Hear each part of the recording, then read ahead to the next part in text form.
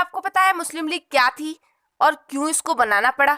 तो आज की इस वीडियो में हम मुस्लिम लीग के बारे में डिटेल में जानेंगे। तो आज की वीडियो शुरू करते हैं। लंबे टाइम से हिंदू मुस्लिम पीसफुली अपनी कंट्री में साथ साथ रहते थे। ये एक दूसरे के ट्रेडिशंस और कल्चर्स को रेस्पेक्ट करते थे। इन दोनों ने मिलकर 1857 के रिवॉल्ट में एक साथ अंग्रेजों के खिलाफ लड़ाई लड़ी। ब्रिटिशर्स ने यह समझ लिया था कि इन दोनों को एक साथ तो नहीं हराया जा सकता। तब ब्रिटिशर्स ने इन दोनों को अलग करने के लिए डिवाइड एंड रूल की पॉलिसी को अपनाया। देखो, ये ब्रिटिशर्स जो है ना, ये हमसे भी पहले हमारी बंदर और बिल्ली वाली स्टोरी को सुन चुके थे। वे सारी रोटी एक बार में निपटाकर बिल्लियों को अलर्ट नहीं करना चाहते थे। उन्होंने सोचा कि ये सारी चीजें, मतलब ये रोटी हमें बार बार खानी है और इन दोनों को अंधेरे में ही रखना है। चलो हम सीक्वेंस में समझते हैं कि ब्रिटिशर्स ने अपना गेम कैसे प्ले किया। देखो, शुरू में जब ब्रिटिशर्स हमारी कंट्री में आए तब उन्होंने मुस्लिम बादशाह को डीथ्रोन किया। मतलब ये कि अंग्रेजों ने दिल्ली में बैठने वाले मुस्लिम बादशाह को हटाकर सत्ता अपने हाथ में ले ली। इस बात से मुस्लिम ब्रिटिशर्स से खिलाफ हो गए और जब 1857 का रिवॉल्ट हुआ तो मुस्लिमों ने भी उसमें अच्छे से पार्टिसिपेट किया। इसके बाद ब्रिटिशर्स के कान खड़े हो गए। उन्होंने सोचा कि अब हम पॉलिसी वाइज इन दोनों को अलग करेंगे, तब जाकर ही हम इस कंट्री पर कब्जा कर सकते हैं।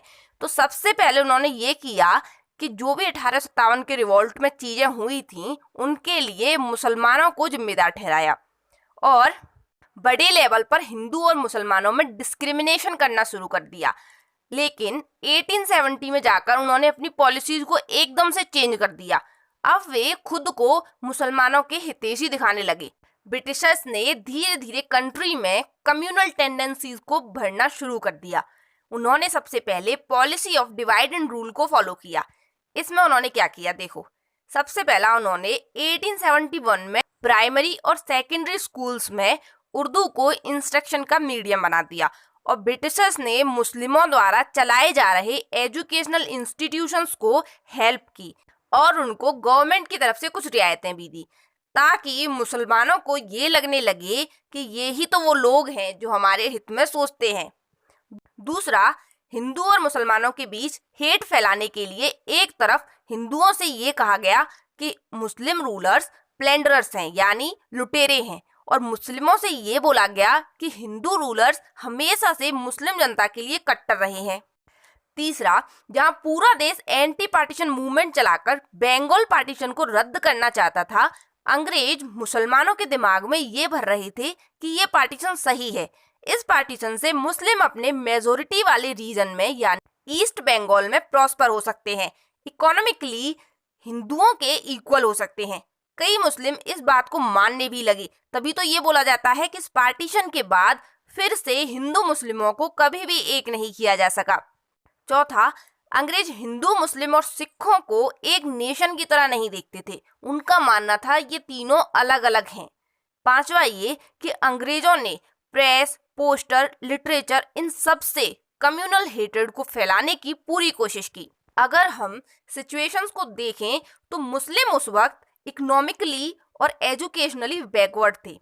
अब इस बैकवर्डनेस के पीछे रीजन हिंदू नहीं थे, बल्कि इसके रीजन कुछ और थे। मुसलमानों में यहाँ तक कि जमींदार और अच्छे खासे पैसे वाले मुसलमान भी ब्रिटिशर्स के खिलाफ थे। वो वेस्टर्न एजुकेशन को अपनाना ही नहीं चाहते थे। पहले ब्रिटिशर्स ने 1857 के रिवॉल्ट का जिम्मेदार मुसलमानों को ठहराया और बड़े लेवल पर हिंदू और मुस्लिम्स में डिस्क्रिमिनेशन शुरू कर दिया। मुस्लिमों के साथ सिविल और मिलिट्री सर्विसेज में भी डिस्क्रिमिनेशन किया गया और बाद में ब्रिटिशर्स ने अपनी पॉलिसीज में बड़े चालाकी से चेंज करके मुसलमानों की मदद की और उनके दिमाग में ये भरने लगे कि वो हिंदू हैं जिनकी वजह से आपके साथ ये सब हो रहा है, हम तो आपके फ्रेंड्स हैं। इसके साथ ही मुस्लिम जब वेस्टर्न एजुकेशन में पार्टिसिपेट नहीं कर रहे थे तो उनकी ग्रोथ अपने आप रुक सी गई, क्योंकि उस वक्त वेस्टर्न एजुकेशन काफ़ी हेल्पफुल थी और अगर आप ग्रोथ करना चाहते हो तो आपको उसको लेना ही पड़ेगा। और दूसरी तरफ मॉडर्न एजुकेशन से ही सिविल और गवर्नमेंट सर्विसेज को पाया जा सकता था। तीसरी चीज़ ये हुई कि मुस्लिम किसी भी इंडस्ट्री की ग्रोथ में शामिल ही नहीं थे। तो इस तरीके से आप समझ चुके होंगे कि मुस्लिमों का कंजर्वेटिव होना और ऐसे ही कुछ रीजन्स की वजह से वो बैकवर्ड थे। इस बैकवर्डनेस में हिंदुओं का कोई रोल नहीं था, लेकिन अंग्रेजों ने उनके दिमाग में बार बार ये बात भरी कि हिंदुओं की वजह से वो इस सिचुएशन में हैं। देखो, किसी गलत बात को अगर बार बार कहा जाए तो वो गलत बात भी सही साबित हो जाती है, और ऐसा ही कुछ यहाँ भी हुआ। अब हम सर सैयद अहमद खान के बारे में बात करते हैं। इनके बारे में बात करना जरूरी है क्योंकि इनका इफेक्ट मुसलमानों पर उस वक्त सबसे ज़्यादा था। ये एक ग्रेट एजुकेशनलिस्ट और सोशल रिफॉर्मर थे।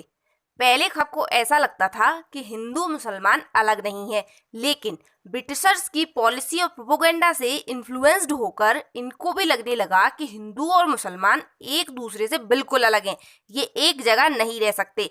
सर सैयद अहमद खान ने 1875 में अलीगढ़ में मोहम्मडन एंग्लो ओरिएंटल कॉलेज को फाउंड किया था, और इसी कॉलेज को आज हम अलीगढ़ मुस्लिम यूनिवर्सिटी के नाम से जानते हैं। इन्होंने 1888 में कांग्रेस को अपोज करने के मोटिव से यूनाइटेड इंडियन पैट्रियोटिक एसोसिएशन को स्टैब्लिश किया। सर सैयद अहमद खान को अब ये लगने लगा था कि इंडिया में मुस्लिम मेजोरिटी नहीं है, और अगर ब्रिटिशर्स यहाँ से चले जाएंगे तो हिंदू मेजोरिटी वाले लोग मुस्लिमों को डोमिनेट करने लगेंगे।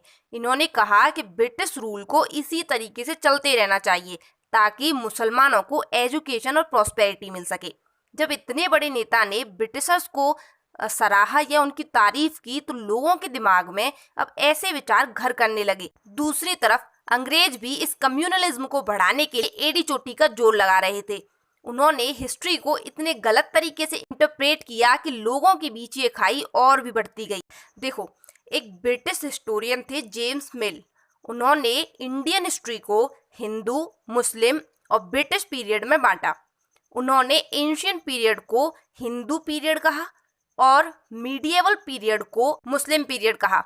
अंग्रेजों ने इंडियन हिस्ट्री की हिंदू और मुस्लिम वाली कंपोजिट या कंबाइंड हिस्ट्री बताने के बजाय इसको बांट कर बताया ताकि लोगों में दूरी को और बढ़ाया जा सके। ब्रिटिशर्स ने कहा कि एंशियंट पीरियड में इंडियन कल्चर और सोसाइटी बहुत ऊंचाई पर थी, लेकिन मीडिएवल पीरियड में ये ग्लोरी डिक्लाइन हो गई, और इस ग्लोरी के डिक्लाइन होने के रियल रीजन को नहीं बताया गया, बल्कि इसका सारा भंडा मुस्लिम रूलर्स के सर पर फोड़ दिया गया। मुस्लिम रूलर्स के वक्त हुए साइंटिफिक, टेक्नोलॉजिकल और कल्चरल एडवांसमेंट के बारे में कोई बात ही नहीं की गई। देखो, जितना रेवेन्यू आज हमें हिंदुओं के मॉन्यूमेंट से मिलता है उतना ही रेवेन्यू मुस्लिम मॉन्यूमेंट से भी मिलता है, लेकिन तब वो हमें बांटते गए और हम बंटते गए। हिंदू और मुसलमानों के बीच फूट का एक रीजन असर्टिव नेशनलिस्ट भी बनते गए, क्योंकि ये नेशनलिस्ट जो पॉलिसीज और स्पीच देते थे उनसे मुसलमानों में गुस्सा बढ़ता गया। जब अरविंद घोष और तिलक ने शिवाजी और गणपति फेस्टिवल को प्रोपोगेट किया तो ये गुस्सा और भी बढ़ गया। हिंदू और मुस्लिमों के बीच टेंशन का एक और रीजन इकोनॉमिक बैकवर्डनेस भी थी। उस वक्त जॉब्स कम थी और कई सेक्टर्स कास्ट, क्लास और क्रीड यानी रिलीजन के बेस पर रिजर्वेशन की मांग कर रहे थे। ब्रिटिशर्स ने इस लूप होल का फायदा उठाया। उन्होंने रिजर्वेशन की मांग को अपनी डिवाइड एंड रूल की पॉलिसी का हथियार बनाया। हमारे बेरोजगार युवा ये जानने में फेल हो गए कि हमारी इस कंडीशन का रीजन ये ब्रिटिशर्स ही हैं। यहाँ तक तो हमने देश में चल रहे माहौल के बारे में जाना। अब हम उन रीजन्स की बात करते हैं जिन्होंने डायरेक्टली मुस्लिम लीग के बनने में कंट्रीब्यूशन किया। इसमें सबसे पहला रीजन था हिंदी उर्दू कंट्रोवर्सी। देखो, यूनाइटेड प्रोविंस में कोर्ट लैंग्वेज उर्दू थी और ऑफिसेज में जितनी भी पिटीशंस आती थी वो उर्दू में ही फिल होती थी और उर्दू में ही सबमिट होती थी। और 1900 में ये हुआ कि ब्रिटिश गवर्नमेंट ने यह इंस्ट्रक्शन दिए कि ये पिटीशंस हिंदी और उर्दू दोनों में सबमिट की जाएंगी, और कोर्ट अपने सम्मन्स और अनाउंसमेंट्स हिंदी और उर्दू दोनों में करेगा। इससे मुस्लिम नाराज हो गए क्योंकि वो इन दोनों लैंग्वेजेस को सेम स्टेटस देने के खिलाफ थे। कांग्रेस की पॉपुलैरिटी भी साथ ही साथ काफ़ी बढ़ती जा रही थी। तब कांग्रेस की पॉपुलैरिटी को कम करने के लिए और मुस्लिमों को कांग्रेस के मेंबर्स बनने से रोकने के लिए और कांग्रेस में पार्टिसिपेट करने से रोकने के लिए ब्रिटिशर्स ने 1893 में मोहम्मडन एंग्लो ओरिएंटल एसोसिएशन के बनने में हेल्प की। इसी बीच अलीगढ़ इन सब चीज़ों के लिए एक इम्पोर्टेंट सेंटर के रूप में सामने आया। देखो, पहले मैंने कहा कि सैयद अहमद खान ये कह चुके हैं कि ब्रिटिशर्स ही हमारे हितैषी हैं। उनकी डेथ के बाद इन सब बातों को बढ़ाने की जो कमान थी वो संभाली नवाब मोहसिन उल मुल्क ने। नवाब साहब ने अलीगढ़ मूवमेंट चलाकर मुसलमानों से ये कहा कि हमें ब्रिटिशर्स के लिए लॉयल्टी रखनी है, तभी हमारा भला हो सकता है। देखो, जब हिंदी और उर्दू को कोर्ट में सेम स्टेटस दिया गया तो अलीगढ़ मूवमेंट के मेंबर्स ने इस बात पर काफी गुस्सा दिखाया और कहा कि ऐसे तो हमारे सारे हक मारे जाएंगे, तो अब हमें ऑर्गेनाइज होने की बहुत जरूरत है। देखो, किसी भी लैंग्वेज पर कभी भी किसी एक पर्टिकुलर इंसान का कोई राइट नहीं होता है, तो एक छोटी सी बात को इतनी बड़ी बना करके सामने रखा गया। इसके बाद होता है बंगाल का पार्टीशन। अब आप ये साफ साफ देख सकते हो कि बंगाल को डिवाइड करने का असली रीजन क्या था। देखो, ब्रिटिशर्स ने बंगाल को 2 पार्ट्स में डिवाइड किया था। वेस्ट बंगाल यानी हिंदू मेजोरिटी वाला इलाका और दूसरा ईस्ट बंगाल यानी मुस्लिम मेजोरिटी वाला इलाका। इसके साथ ही ब्रिटिशर्स ने मुसलमानों को सपोर्ट किया और उनके दिमाग में इस बात को बिठा दिया कि ये पार्टीशन आपके भले में है। तब 1 अक्टूबर आगा खां की लीडरशिप में एक मुस्लिम डेप्यूटेशन यानी मुस्लिमों का एक रिप्रेजेंटेटिव ग्रुप वायसराय मिंटो से मिलने पहुंचा और उसके सामने कुछ मांगे रखी। पहली ये थी कि इलेक्टेड बॉडीज में मुस्लिमों को उनकी पॉलिटिकल इम्पोर्टेंस के बेस पर रिप्रेजेंटेशन दिया जाना चाहिए, ना कि उनकी संख्या के बेस पर। यानी उनका मानना था कि हमारी संख्या हिंदुओं की तुलना में कम है, लेकिन हमें रिप्रेजेंटेशन उनके बराबर ही मिलना चाहिए। हमारी संख्या कम है, इसीलिए हमें कम रिप्रेजेंटेशन नहीं दिया जाना चाहिए। दूसरी मांग ये थी कि प्रोविंशियल काउंसिल्स में और इंपीरियल लेजिस्लेटिव असेंबली में यानी प्रांतों में होने वाले इलेक्शंस में और सेंटर में लेजिस्लेटिव के इलेक्शंस में हमें सेपरेट इलेक्टोरेट दिया जाना चाहिए। देखो, ये क्या होता है, मान लीजिए कोई एरिया है, उस एरिया में जितने भी मुसलमान हैं वो मुस्लिम कैंडिडेट को खड़ा करेंगे और उस कैंडिडेट के लिए उस एरिया के मुस्लिम आबादी के लोग ही वोट देंगे। यानी और कोई जाति का इंसान उस इंसान को वोट नहीं दे सकेगा। इसको हम बोलते हैं सेपरेट इलेक्टोरेट। और ये उस वक्त हमारे देश की यूनिटी के लिए बहुत खतरनाक मांग थी। तीसरी मांग ये थी कि वायसराय अपनी काउंसिल में मेंबर्स को जब नॉमिनेट करे तो उसमें मुसलमानों को प्रेफरेंस दी जाए। ये जो काउंसिल थी ना, ये वायसराय को सलाह देती थी। चौथी मांग ये थी कि स्टेट सर्विसेज में मुसलमानों के लिए सीट रिजर्व की जाए। और पांचवी मांग ये थी कि नई मुस्लिम यूनिवर्सिटीज को ब्रिटिशर्स पैसे वगैरह की और ज्यादा हेल्प करें। जब ये मांगे वायसराय मिंटो के सामने आई तो उसकी तो खुशी का ठिकाना ही नहीं रहा। उसे लगा कि इन लोगों को बांटने की कोशिश जो इतने दिनों से की जा रही थी, आज हम उस चीज में कामयाब रहे और ये लोग फाइनली बट गए।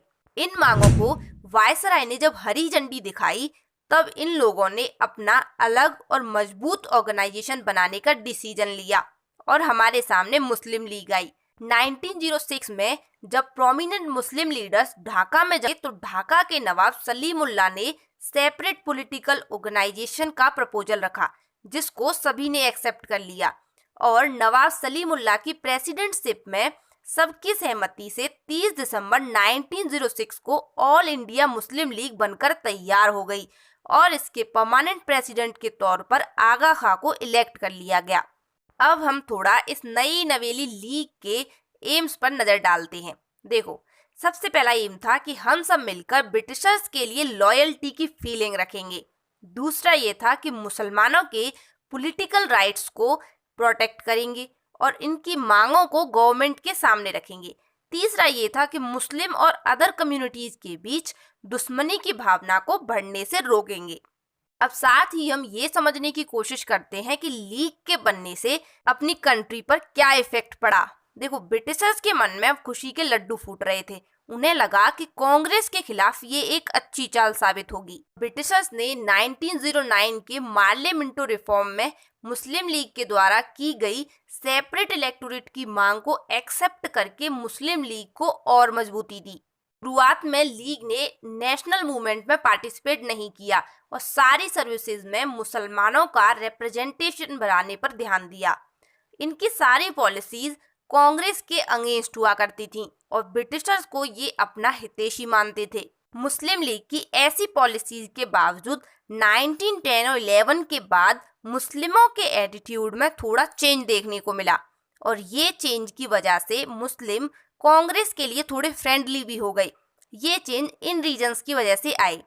1911-12 में तुर्की में हुए तुर्को इटालियन वॉर और बल्कान में 1912 और 13 के वॉर के बाद मुस्लिमों ने देखा कि ब्रिटिशर्स मुस्लिम्स के लिए इतने भी ज़्यादा अच्छे नहीं हैं। और दूसरी बात ये, जब पार्टीशन को रद्द कर दिया गया तब मुसलमानों को ये समझ आया कि ये ब्रिटिशर्स बहुत दोगले हैं, ये हमसे जो बातें बोलते हैं वो झूठी हैं। और मुस्लिमों की यंगर जनरेशन मुस्लिमों द्वारा ब्रिटिशर्स के लिए दिखाई जाने वाली लॉयल्टी को बिल्कुल पसंद नहीं कर रहे थे। कुछ यंग मुस्लिम्स, जिनमें मौलाना अबुल कलाम आज़ाद, हाकिम अजमल खान और हबीबुर रहमान शामिल हैं, उन्होंने नेशनल मूवमेंट में पार्टिसिपेट भी किया। आगे चलकर 1916 में कांग्रेस और लीग के बीच लखनऊ पैक्ट देखने को मिलता है, जिनमें कुछ वक्त के लिए इन दोनों के बीच दोस्ती हो गई, लेकिन ये ज़्यादा लंबी नहीं चली। लीग अपनी कम्युनल पॉलिसीज को कंटिन्यू करती चली और इसके बाद 1930 में पाकिस्तान की मांग को सामने रखा गया। 1940 में जिन्ना ने अपनी टू नेशन थ्योरी को प्रेजेंट किया, जिसमें उन्होंने कहा कि कांग्रेस और लीग टू डिफरेंट नेशंस के लिए बने हैं। मतलब ये कि फाइनली हिंदू और मुस्लिम एक साथ नहीं रह सकते, उनके लिए दो कंट्रीज चाहिए। मुस्लिम लीग द्वारा अलग देश यानी पाकिस्तान की मांग किए जाने और देश में कम्युनल वायलेंस फैलाए जाने की वजह से ब्रिटिश इंडिया को इंडिया और पाकिस्तान में डिवाइड करना पड़ा। यानी इंडिया और पाकिस्तान का पार्टीशन तो हमें 1947 में देखने को मिला, लेकिन इनके दिमाग बहुत पहले ही बांटे जा चुके थे। इसका खामियाजा कई सारे इनोसेंट लोगों को भी भुगतना पड़ा। आई होप आपको ये चैप्टर अच्छे से समझ में आया होगा। अगर कोई क्वेरी या डाउट हो तो आप मुझसे कमेंट सेशन में पूछना, मैं आंसर करूंगी। आज के लिए बस इतना ही।